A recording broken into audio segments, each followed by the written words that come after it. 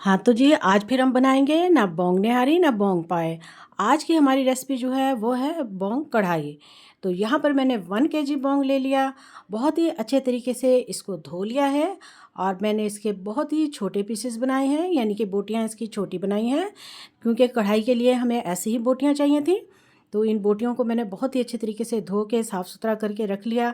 तो अब हम इसे एक कुकर में डालेंगे और बहुत ही ज़बरदस्त किस्म की आपके सामने बोंग कढ़ाई बनाएंगे। तो जनाब, ये कुकर मैंने ले लिया, इसमें मैंने 2 से 3 गिलास पानी डाला है और अब मैं इसमें गोश्त शामिल कर दूँगी और इसके साथ ही मैं इसमें गरम मसाले डालूँगी, काली मिर्च, थोड़ी सी लौंग, 2 अदद बड़ी इलायची और 1 दालचीनी का टुकड़ा डाल दूँगी और इसे मैं तकरीबन 30 मिनट के लिए जो है वो प्रेशर पे रखूँगी।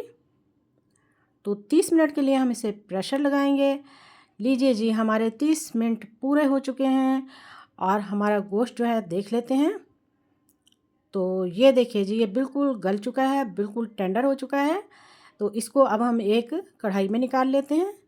तो कढ़ाई में मैंने पहले से ही 1 प्याली ऑयल डाला हुआ था और इसमें मैंने एक मीडियम साइज़ का प्याज चॉप करके डाला है। प्याज को हमने फ्राई करना है, लेकिन हमने इसको ब्राउन नहीं करना, हमने इसको पिंक रखना है। जब प्याज पिंक हो जाए, जैसा कि हो चुका है, तो इसमें अब हम गोश्त को शामिल कर देंगे। तो प्याज और गोश्त को हमने बहुत ही अच्छे तरीके से 10 मिनट तक भूनना है, फ्राई करना है, ताकि गोश्त का पानी जो है वो बिल्कुल खुश्क हो जाए और गोश्त में जो कच्चापन था, जो पानी था, वो निकल जाए। अब मैं इसमें अदरक लहसुन का पेस्ट शामिल करूँगी और इसके साथ ही इसको भी मैं 2 से 3 मिनट तक बहुत अच्छे तरीके से भून लूँगी। इसके साथ ही मैं इसमें अब डालूँगी टमाटर का पेस्ट। जी हाँ, टमाटर मैंने 4 अदद लिए हैं और उनका छिलका उतार लिया। छिलका उतार कर टमाटर का पेस्ट डाल दिया। अब टमाटर का पानी खुश्क करने के लिए फ्लेम को थोड़ा हाई करेंगे और इसको मैं 3 से 4 मिनट के लिए ढक दूँगी। तो लीजिए जी, अब 3 से 4 मिनट पूरे हो चुके हैं। अब खोल लेते हैं, पानी काफ़ी हद तक खुश्क हो चुका है। अब मैं इसमें जो है खुश्क मसाले शामिल करूँगी।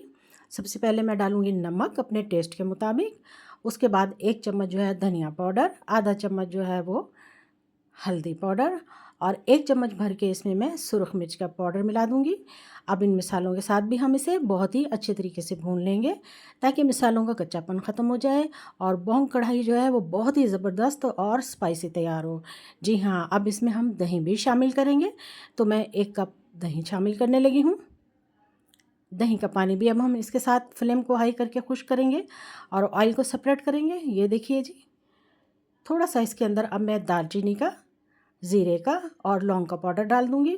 इसके साथ ही 1 चम्मच जो है वो खाने का गरम मसाला शामिल कर दूँगी।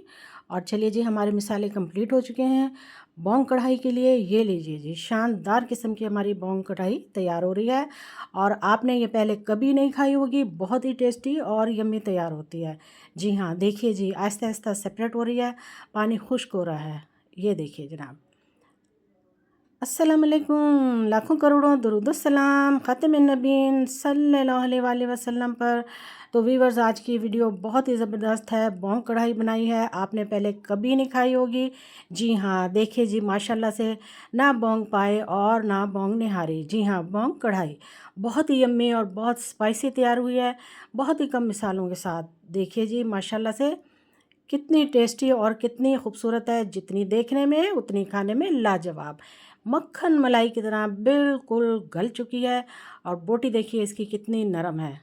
ये देखिए जी, एक बार बनाकर दोबारा बनाने पर मजबूर हो जाएंगे। जी हाँ, वीडियो स्किप नहीं करनी। वीडियो देखने का शुक्रिया, जज़ाकल्लाह। अल्लाह हाफिज़।